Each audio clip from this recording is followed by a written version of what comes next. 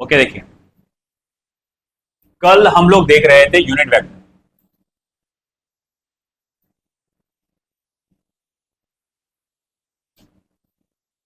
A vector whose magnitude is 1 is called as unit vector. और एक ऐसा vector जिसका मैग्नीट्यूड 1 होगा उसे हम लोग क्या कहते हैं? Unit vector. अगर मान लो मैंने ए लिया था, एक क्या सिंबल क्या लिया था कल मैंने? Vector X is equals to A I cap B J cap plus C के कैप। आई cap J cap K cap क्या है? इसे ऑर्थोगोनल यूनिट वेक्टर्स कहा जाता है। आई cap J cap K cap ये डायरेक्शन बताते हैं, है ना। इसकी डायरेक्शन होती है along X, positive direction of x axis, positive direction of Y, positive direction of Z axis. मैंने कहा कि फिर मुझे अगर यूनिट वेक्टर निकालना रहा एक्स का, कैसे निकालूंगा? Vector x upon magnitude of vector x, a I cap B J cap c के कैप। और मैग्नीट्यूड कैसे निकाला जाता है? आई कैप के कोएफिशिएंट का स्क्वायर करो, जे कैप के कोएफिशिएंट का स्क्वायर करो, हर कोएफिशिएंट को स्क्वायर करके ऐड करो। ये प्रोसीजर इस्तेमाल होता है। मैं कह रहा था कि आज इसको हम लोग कंसेप्चुअली समझने की कोशिश करेंगे। मान लो कि ये आपका लोकेशन है, आप यहां पर हो और ये आपकी क्लास है। आप सबसे पहले ऐसा जाते हो, सीधा राइट साइड में ट्रैवल करते हो। और कितना था वो लिखा हुआ? 4 है ना, 4 मीटर। फिर उसके बाद ऊपर जाते हो 3 मीटर और फिर आप कहां पहुंच जाते हो? Class 4 metre. ऐसा डायरेक्शन क्या है? Positive direction of x axis. और फिर 3 metre positive direction of y axis. और कहां पहुंच गए आप? क्लास पे पहुंच गए, काम हो गया, है ना। मैं बोलूंगा ठीक है भाई, मेरे क्लास की लोकेशन क्या है? Vector x. तो आप बोलेंगे 4 आई कैप प्लस 3 जे कैप। या किसी ने मुझसे पूछा डिस्प्लेसमेंट कितना हुआ तुम्हारा, तुम अपनी जगह से कितना सरके? आप बोलेंगे मैं 4 एक्स एक्सिस पे 4 मीटर सरका और वाई एक्सिस पे 3 मीटर सरका। ये मेरा कुल मिला के डिस्प्लेसमेंट है। अच्छा एक बात बता, अगर मैं ओ से सी पे डायरेक्ट जाता, अगर, है ना, अगर ओ से सी पे मैं डायरेक्ट जाता तो मैं कितना डिस्टेंस कवर करता था? 5। बोले कैसे? पाइथागोरस थ्योरम है कि? अगर मैं ये बोलूं आर है थोड़ी देर के लिए रिजल्टेंट, तो मैं ये जानता हूं, ये पाइथागोरस थ्योरम लगाऊंगा, r is equal to under root of 4 का स्क्वायर प्लस 3 का square, under root of 16 plus 9, यानी कि 25 हो जाता हूं। तो बोले भैया आप अगर ओ से सी पे डायरेक्ट जाते तो आप करते डिस्टेंस कवर्ड 5 मीटर। तो 5 मीटर ये इन दोनों का क्या है? रिजल्ट है, या रिजल्टेंट बोला जाता है। तो मैं कहूंगा मेरा जो डिस्प्लेसमेंट हुआ है इस डायरेक्शन में कितना हुआ है? 5 मीटर। अगर प्रॉपर बताऊं तो एक्स एक्सिस पे 4, वाई एक्सिस पे 3। मान लो मैं इस डायरेक्शन पे सिर्फ 1 मीटर आगे सरकता हूं। वैसे कितना सरका? वैसे कितना सरका? मगर इस डायरेक्शन पे मैंने कितना सरका? मान लो 1 मीटर। मान लो ये सिर्फ कितना सरका मैं?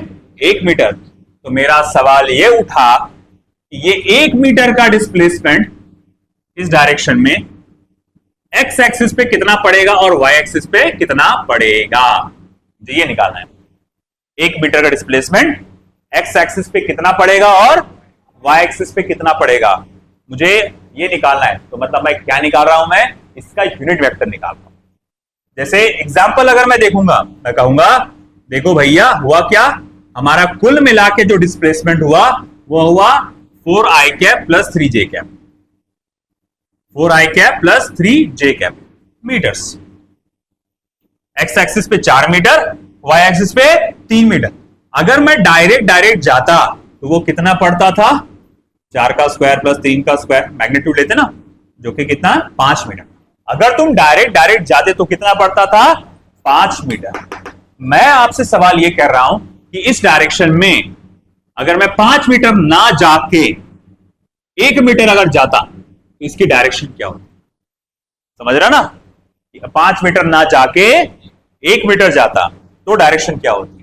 तो असल में मैं इसका क्या निकाल रहा हूं? Unit vector. तो बोले कैसे निकालेंगे? बहुत आसान है, ये फॉर्मूला दिया हुआ है, ठीक है। मतलब vector x upon x, vector x कितना है? 4i cap plus 3j cap. X कितना है? 5। अच्छा, 4/5 कितना होता है? 0.8। 3/5 कितना होता है? 0.6। अरे बाबा इतना फास्ट भैया, कुछ नहीं था। 4/5 को क्या लिख सकते हो? 4 मल्टीप्लाई बाय 1/5 लिख सकते हो ना? अरे हाँ या ना? और 1/5 क्या होता है? 0.2, तो हो जाएगा 0.8। 3/5 को क्या लिख सकते हो? 3 मल्टीप्लाई बाय 1/5, यानी कि 3 मल्टीप्लाई बाय 0.2 यानी कि 0.6। तो बेटा ये 0.8, 0.6, 0.8 आई कैप, 0.6 जे कैप। मतलब क्या? अगर तुम इस डायरेक्शन में, इस डायरेक्शन 1 मीटर चल के जाओगे, 5 मीटर नहीं, कितना? 1 मीटर, तो एक्स एक्सिस पे कितना पड़ने वाला है? 0.8। और ये क्या पड़ने वाला है? 0. और वाई एक्सिस पे कितना पड़ेगा? 0.6।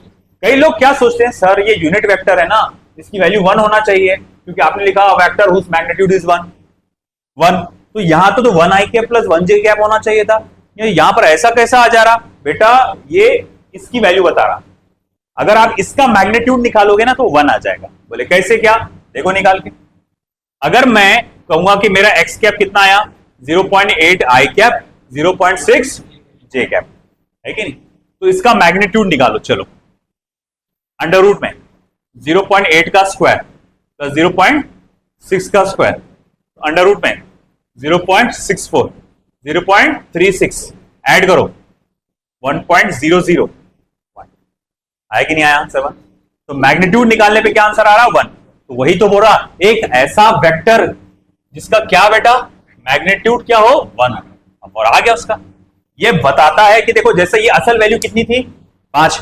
डिस्प्लेसमेंट कितना हुआ था? 5।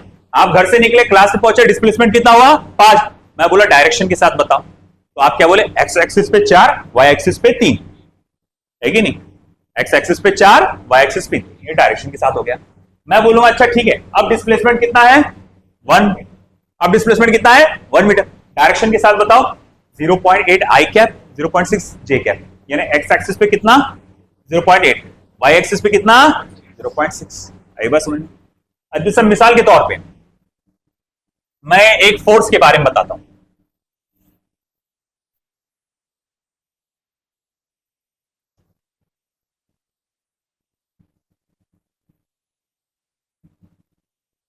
Calculate the unit vector of force in given by vector F is equals to i cap plus 2j cap plus 4k cap. तो किसी ऑब्जेक्ट पे आपने फोर्स लगाया, ऐसा फोर्स लगाया कि वो फोर्स एक्स एक्सिस पर 1 न्यूटन, वाई एक्सिस पर 2 न्यूटन और जेड एक्सिस पर 4 न्यूटन। मतलब कैसा? आप इसको ऐसा आगे भी ढकेल रहे, आप उसको ऊपर भी ढकेल रहे और उसको सामने भी खींच रहे। मतलब ये ऐसा होगा वो फोर्स। आप ऐसा फोर्स देखो, ये फोर्स को मान लो, अब अपनी डायरेक्शन क्या है? एक्स एक्सिस, वाई एक्सिस और जेड एक्सिस। ये फोर्स मैं कहां लगा रहा? Positive direction of x axis. अच्छा, ये फोर्स कहां लगा रहा? X axis. ये फोर्स कहां लगा रहा? अच्छा, ये फोर्स कहां लगाया? Positive direction of y axis. ये फोर्स कहां लगाया? Z axis. ये फोर्स कहां लगाया? ठीक है। और अब मैं ऐसा फोर्स को ऐसा खींच रहा हूं टेढ़ा, सामने भी निकला हुआ है, आगे भी गया हुआ है, मगर ऊपर कुछ भी नहीं गया, है ना? है ना? तो मान लो सामने निकला हुआ 3 न्यूटन है, आगे निकला हुआ 5 न्यूटन है, ऐसा। तो आप बोलेंगे इसको 5 आई कैप, 5 आई कैप और 3 के कैप, 5 आई कैप, 3 के कैप, के कैप जे ऊपर रहता है ना। अब अगर मान लो मैंने फोर्स कुछ ऐसा लगाया है ना, या कोई ऑब्जेक्ट है जो ऐसा जा रहा है, कोई ऑब्जेक्ट है ऐसा जा रहा है ना, तो मैं बोलूंगा ये डायरेक्शन ऐसी जा रहा है, ऐसा ऐसा जा रहा है। तो ऊपर जा रहा क्या, बोले हाँ ऊपर जा रहा। राइट साइड में भी सरक रहा क्या, हाँ बोल राइट में भी सरक रहा। सामने आ रहा क्या, बोले हाँ सामने भी आ रहा। बोले अच्छा कितने, बोले 1 मीटर पर सेकंड की स्पीड से इस साइड जा रहा हो राइट में। अच्छा ठीक है, 2 मीटर पर सेकंड की स्पीड से ऊपर जा रहा, और 4 मीटर पर सेकंड की स्पीड से सामने आ रहा। वैसे फोर्स भी लग सकता, किसी चीज को तुमने फोर्स ऐसा लगाया टेढ़ा, ऐसा देखो, मैं बोलूंगा ये फोर्स ऊपर है, ऊपर दिख रहा ना जाते, फोर्स ऊपर है, हाँ है। अच्छा ये फोर्स ऐसा राइट साइड में है क्या, देखो अगर मैं यहां ओरिजिन पकड़ के चलूं और यहां से एक ऐसी लाइन बनाओ, ऐसी लाइन बनाओ, ऐसी लाइन बनाओ, तो ये फोर्स ऊपर है ना, ये ओरिजिन है। क्या ये फोर्स राइट साइड में है, क्या ये फोर्स सामने की तरफ है, मतलब इसका कंपोनेंट एक्स पर भी रहेगा, वाई पे भी रहेगा, जेड पे रहेगा। मान लो कि ये एक्स एक्सिस पे इतना, वाई पे इतना, जेड पे इतना, और तुमसे कहा गया इसका यूनिट वेक्टर पता लगाओ। कैसे पता लगाएंगे, तो भैया ऐसा है, सबसे पहले इसका मैग्नीट्यूड निकालो, अंडर रूट ऑफ 1 का स्क्वायर, 2 का स्क्वायर, 4 का square, under root of 16, 4, 21, under root of 21, under root of 21, 21 ना, 20 कहां से, 16, 4 + 1, आप इसको भूल गए, ठीक है। अब निकालो f cap, vector f upon f, i cap plus 2j cap plus 4k cap upon under root of 21, तो यानी 1 upon under root of 21 i cap plus 2 upon under root of 21 j cap plus 4 upon under root of 21, ये आ गया आपका F cap. ये मतलब भैया इस direction में फोर्स देखो, ये जो फोर्स था ऐसा था, एक्स एक्सिस पे 1 न्यूटन था, वाई एक्सिस पे 2 न्यूटन था, जेड एक्सिस पे 4 न्यूटन था। मैं बोलूंगा इस डायरेक्शन में कितना फोर्स है वो, तो इस डायरेक्शन में वो है under root of 21। Under root of 21 कितना आता होगा, वो फोर्स 16, 4.5 के आसपास कुछ आएगा, 4.5 देख लो, तो एक कैलकुलेटर में देख लेते, तुम मत देखो। Under root of 21 4.58, 4.58। तो हमने कहा कि देखो भैया इस डायरेक्शन में फोर्स कितना है, 4.58। अच्छा इस डायरेक्शन में 1, इस डायरेक्शन में 2, इस डायरेक्शन में 4 और इस डायरेक्शन में 4.58। मैं बोलूंगा मुझे इस डायरेक्शन में फोर्स 4.58 नहीं चाहिए। मान लो मुझे इस डायरेक्शन में फोर्स सिर्फ 1 न्यूटन चाहिए। कितना चाहिए, 1 न्यूटन। तो वो बताओ एक्स पे कितना पड़ेगा, वाई पे कितना पड़ेगा, वाई पे कितना पड़ेगा और जेड पे कितना पड़ेगा। तो ये वो वैल्यूज है। एक्स पे पड़ेगा 1 upon under root of 21, y पे पड़ेगा 2 अपॉन अंडर रूट ऑफ 21 और जेड पे कितना पड़ेगा बेटा, 4 अपॉन अंडर रूट ऑफ 21। आया समझ में। तो ये आपका यूनिट वेक्टर हो गया, आपने जो कैलकुलेट करें। सवाल उठता है कि इतना तामझाम हम करते क्यों हैं, हम इतना तामझाम करते क्यों हैं। हम डायरेक्शन पता लगाने के लिए करते हैं। डायरेक्शन, यूनिट वेक्टर असल में किसी भी चीज की क्या होती है, डायरेक्शन होती है ना। जैसे कि फॉर एग्जाम्पल सेंट्रीपिटल फोर्स का फॉर्मूला जानते हो, mv² upon are. mv² upon are पढ़े होंगे 10वीं में, जब भी कोई चीज गोल गोल घूमती अंदर की तरफ खींचने वाला force centripetal force, mv² upon r. यहां सिर्फ वैल्यूज दी हुई है, कहीं भी कोई भी डायरेक्शन दिया हुआ है क्या, नहीं। मैं कहूंगा अब ये फॉर्मूला दोबारा लिखो मगर वेक्टर फॉर्म में। अब वेक्टर फॉर्म में म्हणजे कि डायरेक्शन के साथ। तो अब ये फॉर्मूला कैसे लिखा जाएगा,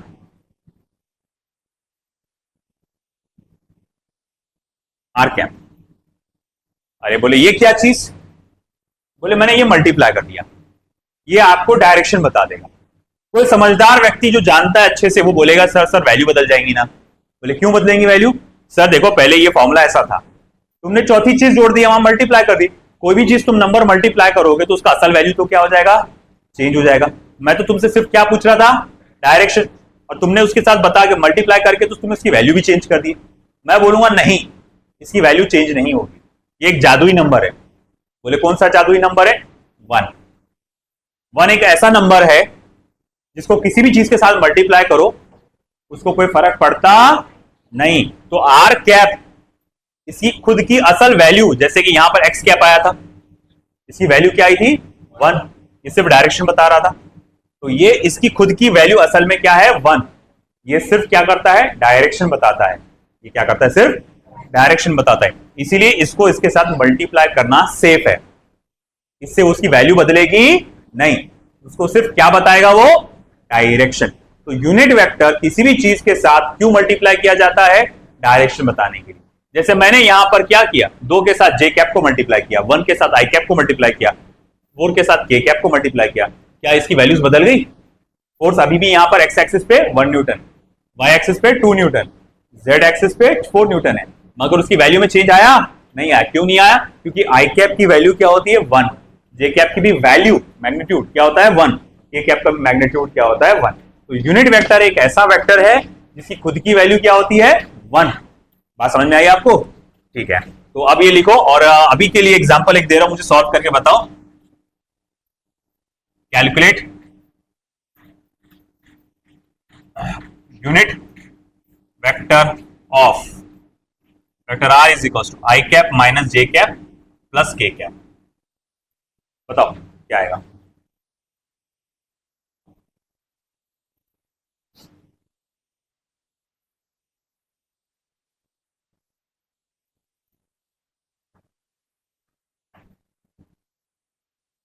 सही क्या?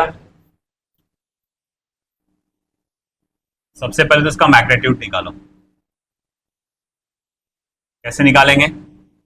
Under root of i cap के साथ कौन सा नंबर है? 1। 1 का स्क्वायर क्या होता है? 1 प्लस माइनस जे कैप के साथ क्या नंबर है? -1, उसका स्क्वायर क्या होता? 1। के कैप के साथ 1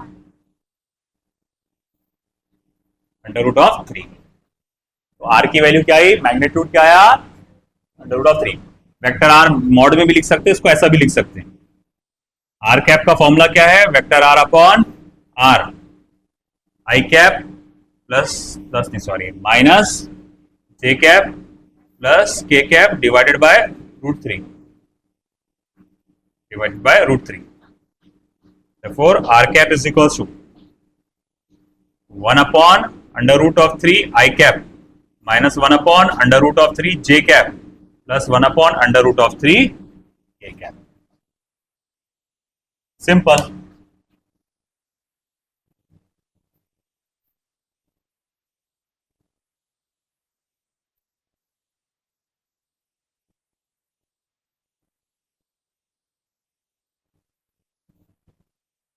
कितने लोगों का सही आया था? बस इतने। अगला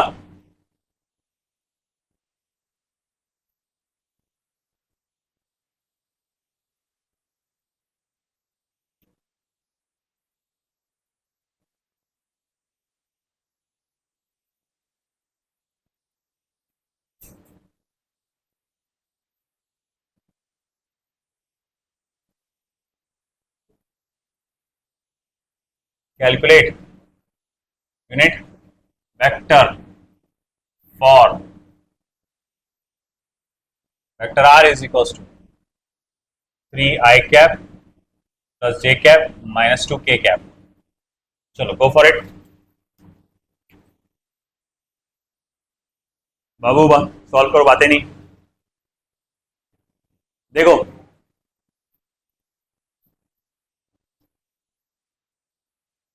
देखो भाई, इधर बहुत आसान, क्या तुम लोग इतना टाइम लगा रहे हो यार? इतना easy question. R cap vector r upon r, vector r upon r. Vector r कितना है? 3 I cap plus j cap minus 2 k cap, है ना? ये वेक्टर आर है, और आर क्या होगा? इसका मैग्नीट्यूड 3 का स्क्वायर 9, 1 का स्क्वायर माइनस 2 का square 4, 3 I cap plus j cap minus 2 k cap upon कितना हुआ फिर? ये 14। सेपरेट कर डालो,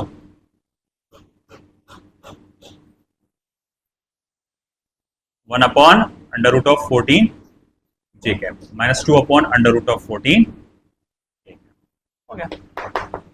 है क्या?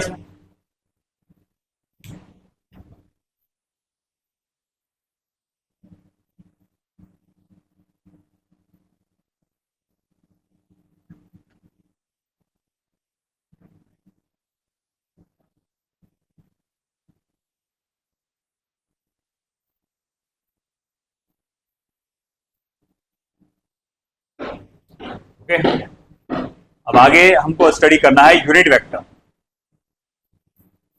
ये हो गया।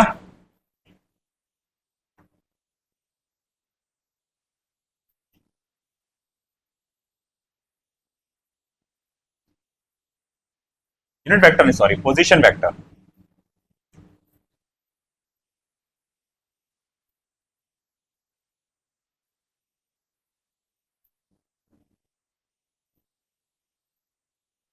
A vector indicating the position of a particle is called as unit vector. एक वेक्टर जो कि क्या करता है, पार्टिकल की पोजीशन बताता है। जैसे मिसाल के तौर पे ये कोऑर्डिनेट सिस्टम है, ये कोऑर्डिनेट सिस्टम है, इसमें एक पॉइंट है, ये एक्स एक्सिस, ये वाई एक्सिस, और मान लो ये है आपका जेड एक्सिस, और यहां एक पॉइंट है से पी। बोले ये जो पॉइंट है ना, ये एक्स एक्सिस पे 3 मीटर्स पे है, वाई एक्सिस पे 4 मीटर्स पे है, और जेड एक्सिस पे पीछे की तरफ -2 मीटर्स पे। तो 3, 4, -2, इसे कोऑर्डिनेट्स लिखते हैं अपन। कोऑर्डिनेट्स ये लिखने का आपको मालूम होगा, लोकेट कैसे करते हैं अपन कि एक पॉइंट बोलते हैं यहां है 3, 4, 2, -2, यानी एक्स पे 3, वाई पे 4 और जेड पे -2। जैसे मैंने एक कहा कि 1, 2, 1, एक पॉइंट का कोऑर्डिनेट है 1, 2, 1। इसका मीनिंग क्या हुआ? एक्स पे 1 मीटर, वाई पे 2 मीटर्स और जेड पे 1 मीटर। अच्छा, एक और कोऑर्डिनेट लेता हूं मैं, 1, 0, 2। मीनिंग क्या हुआ? एक्स पर 1 मीटर, वाई पर और जेड पर 2 मीटर, है ना। अब ऐसा है कि ये एक तरीका था या तरीका है, था नहीं है, कोऑर्डिनेट्स, ये पॉइंट को लोकेट करने का। मगर वेक्टर में हम किसी पॉइंट को कैसा बताते हैं? तो वेक्टर में इसी पॉइंट को हम लोग लोकेट करते हैं with the help of position vector. Diagram उसका ऐसा बनाया जाता है, वेक्टर आर उसके लिए सिंबल होता है पोजीशन वेक्टर का स्पेशल। और अब इसको ऐसा लिखा जाएगा 3i cap 4j cap -2k cap. इसका मीनिंग यह हुआ कि वो पॉइंट कहां पर है? एक्स एक्सिस पे 3 मीटर, वाई एक्सिस पे 4 मीटर, जेड एक्सिस पे -2, मतलब माइनस जेड एक्सिस पे 2 मीटर्स। आया समझ में? सिंपल इतना ही है, आपको बोलते हैं पोजीशन वेक्टर, है ना। अगर सपोज करो एक और एग्जांपल ले लेते हैं, x axis, y axis, z axis, ये पॉइंट है Q, इसका लोकेशन क्या है? -1, -2, -4, है ना। और मैं बोलूंगा इसको लोकेट करके बताओ क्या आएगा इसका। अरे कुछ नहीं है रे बाबा, एक्स एक्सिस पे कितना है वो? तो -i कैप। वाई एक्सिस पे कितना है वो? +2j cap. X Z axis पे कितना है वो? खत्म। इसको आई लगाओ, इसको जे लगाओ, इसको के लगाओ। क्या इस पे दिमाग लगाना पड़ता? क्या नहीं लगाना पड़ता? अच्छी बात है। फिर अगला, इसका आखिरी पॉइंट क्लासिफिकेशन का, displacement vector.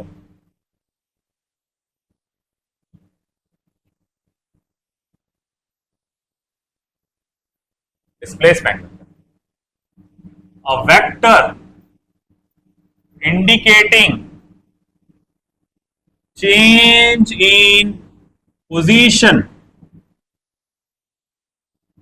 of a particle or an object is called as displacement vector एक ऐसा वेक्टर जो क्या इंडिकेट करता है, change in position of the particle या फिर ऑब्जेक्ट। इसको हम लोग क्या कहते हैं, डिस्प्लेसमेंट वेक्टर। ठीक है,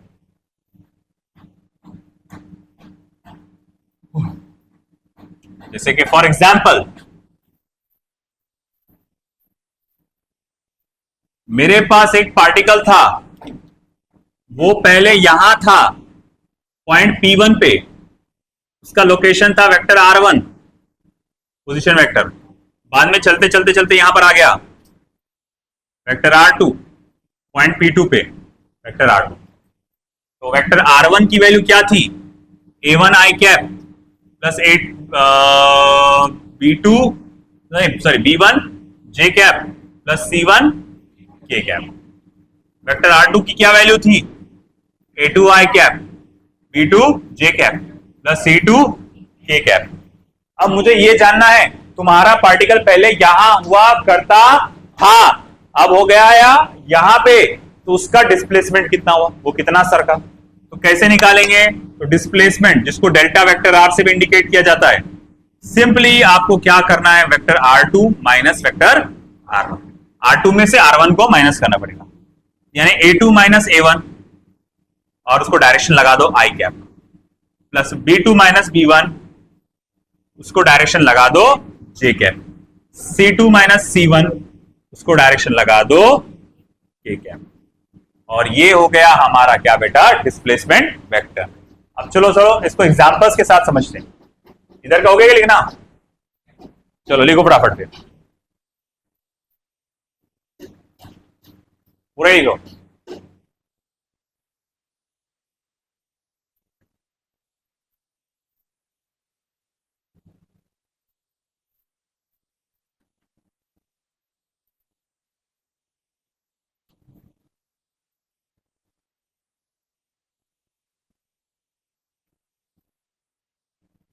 चलिए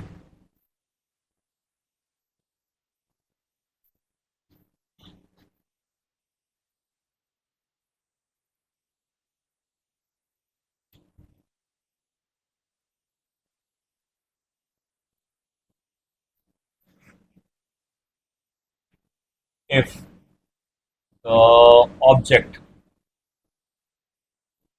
moves from point A I cap minus J cap plus 2 K cap to point B 3 I cap plus 2 J cap plus K cap, full stop। Calculate the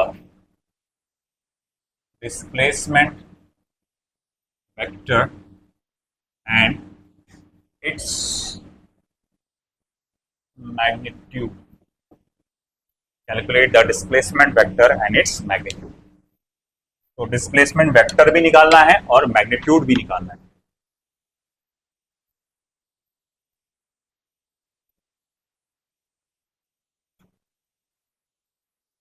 तो इसकी इनिशियल पोजीशन क्या थी बेटा,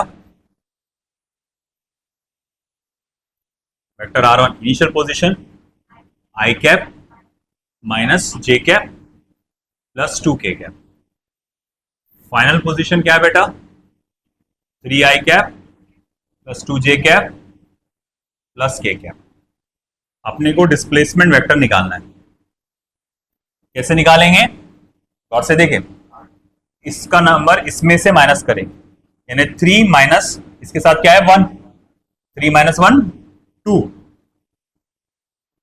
2 minus minus 1, इसके साथ 2 है ना, और इसके साथ क्या है -1, तो 2 माइनस -1 तो क्या हो जाएगा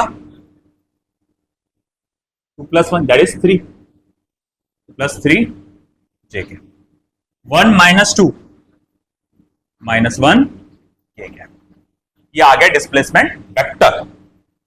इसका मैग्नीट्यूड कैसे निकालेंगे, अंडर रूट ऑफ 2 का स्क्वायर 4, 3 का स्क्वायर 9, -1 का स्क्वायर 1, अंडर रूट ऑफ 14। आगे सिंपल। डरा दिए जी तुमको मेरे को।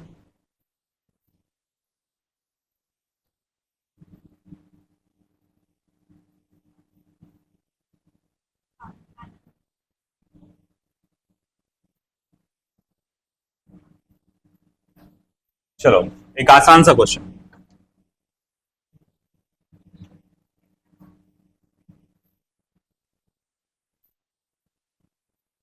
A particle moves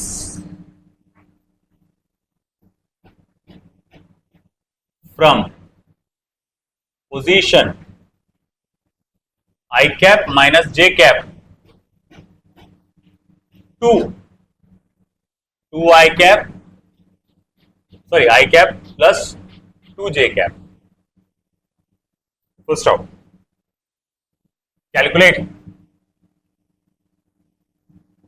the magnitude of its displacement. उसके डिस्प्लेसमेंट का मैग्नीट्यूड पता लगाओ।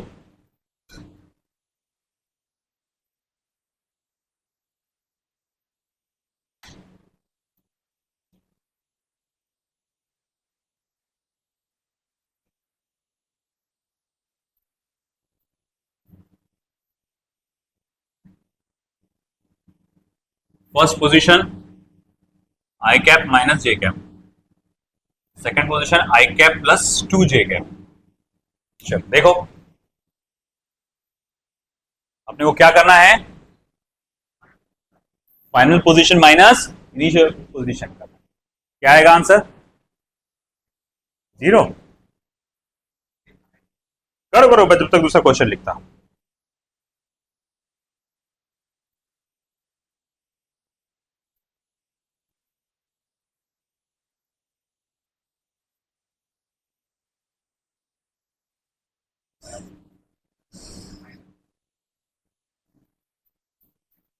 Vector of a particle moving from 2I cap plus 2j cap to I cap minus 3k cap।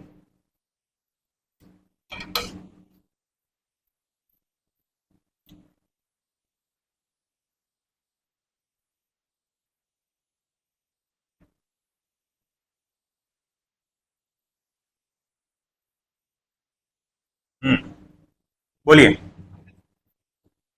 क्या आएगा इसका आंसर? -3। चलो देखते हैं डेल्टा वेक्टर आर, इन्हें vector r two minus vector r. I cap के साथ क्या कोएफिशिएंट है? 1।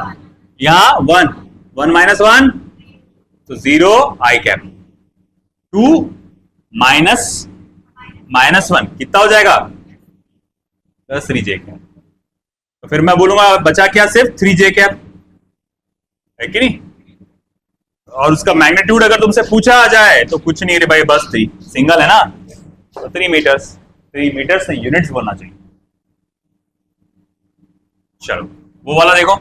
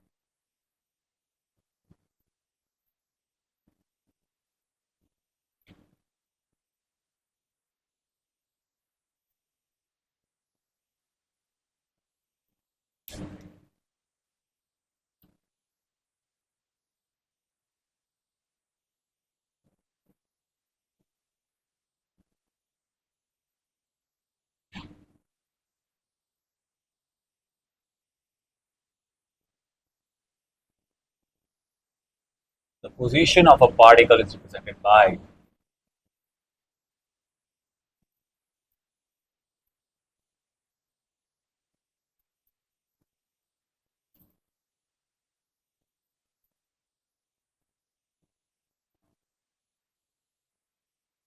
displacement in first 5 seconds.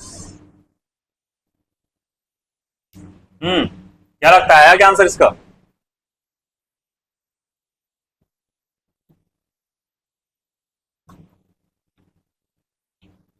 One minus two किए, वन माइनस टू किए, माइनस वन आया, i cap, very good. Minus three minus two किए,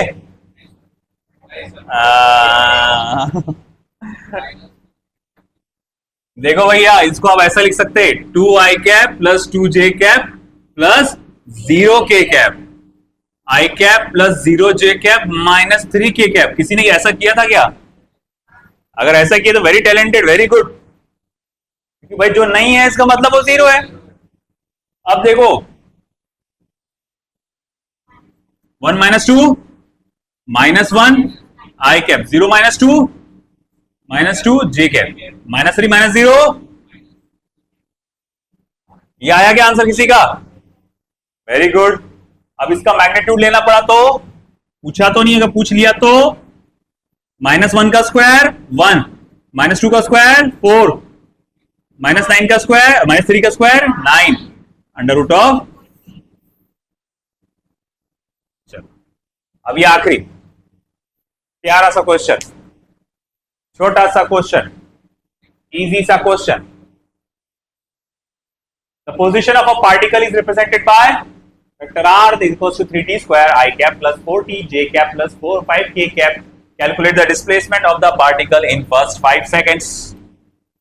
आई ये क्या हो गया? ये तो वक्त पलट गए, हालात बदल गए, जज्बात पलट गए, बोले यार कुछ अलग ही छो गए आप, है ना? नहीं कुछ अलग नहीं हुआ, बहुत आसान है। पहले 5 सेकंड में क्या डिस्प्लेसमेंट होगा वो पता लगाओ। पहले 5 क्या करेंगे? क्या हमको क्या मालूम क्या करेंगे, है ना? तुम इसकी पता लगाएंगे position, initial position and final position. अच्छा जर्नी कितनी देर की है? 5 सेकंड की। अब शुरुआत ऑफकोर्स जीरो से हुआ होगा, है ना? शुरुआत में टाइम कितना होगा? अरे शुरू में टाइम कितना होगा? तो चलो टाइम की वैल्यू जीरो डाल दो, t इक्वल्स टू जीरो। आपको क्या मिल जाएगा? इनिशियल पोजीशन जीरो जीरो, ये भी जीरो, बचा क्या? सिर्फ 5k क्या, है ना? ये समझा गया? मैंने क्या किया? t की वैल्यू जीरो डाला। क्यों डाला? उससे मुझे क्या मिलेगा? Initial position. शुरुआत कहां से होती है? जीरो से, तो टाइम की वैल्यू की शुरुआत हुई जीरो से, तो t की वैल्यू डाला जीरो। तो ये भी जीरो, ये भी जीरो, मगर यहां t है क्या? t यहां था, इसीलिए 3 मल्टीप्लाई बाय जीरो का स्क्वायर, और जीरो का square zero multiply by 3, 4 multiply by zero, zero. यहां t है क्या? तो कहां डालूंगा? जीरो डालने के लिए जगह है क्या? नहीं, छोड़ दो जैसे कि वैसी, है कि नहीं? अगला at t equals to 5, 3 multiply by 5 का square 25 i cap plus 4 multiply by 5 j cap plus 5 k cap. क्या हुआ बेटा फिर? 75 i cap 20 j cap plus 5 k cap. Equation number 1, equation number 2 आया समझ में? अब ये क्या मिली तुमको? Initial position. ये क्या मिली? अल्लाह ये इनिशियल पोजीशन है क्या? अब टी की वैल्यू जीरो डालो, क्या मिलेगा? शुरुआत में कहां थे? क्वेश्चन को पढ़ो ना, ट्रांसलेट करो, इंग्लिश सबको आती ना? The position of a particle is represented bye, particle की पोजीशन इस इक्वेशन से दी जाती है, जहां पर टी दिया हुआ टाइम, तुम जो टाइम की वैल्यू डालोगे वो टाइम की पोजीशन दे देगा। कैलकुलेट करो डिस्प्लेसमेंट फर्स्ट 5 सेकंड, पहला 5 सेकंड मतलब 0 से लेके 5 सेकंड में कितना डिस्प्लेसमेंट हुआ। तो मैंने टी की वैल्यू 0 डाला, टी की वैल्यू डाला 0, मुझे पहली पोजीशन मिल गई। टी की वैल्यू डाला 5, मुझे फाइनल पोजीशन मिल गई। अब क्या करना है, मुझे डिस्प्लेसमेंट निकालना है। तो डिस्प्लेसमेंट वेक्टर निकालने के लिए क्या करूंगा, vector R2 minus vector R1। 75 i cap, यहां आई कैप नहीं है मतलब उसके साथ क्या है 0, तो यानी 75 minus 0, 75 i cap. 20 j cap, यहां जे कैप है क्या, नहीं, तो 20 माइनस 0 जे कैप। 5 माइनस 5, तो फिर क्या बचा, 75 आई कैप 20 जे। सिंपल, आ गया आंसर, हो गया। आया किसी का आंसर, नहीं आया, ये नहीं चलेगा बेटा, आया नहीं ना, चलो अब सीख लो। ऐसा कुछ नहीं, ये तो पांचट है, इससे भी बड़े बड़े पत्थर आने वाले तुम्हारे सामने।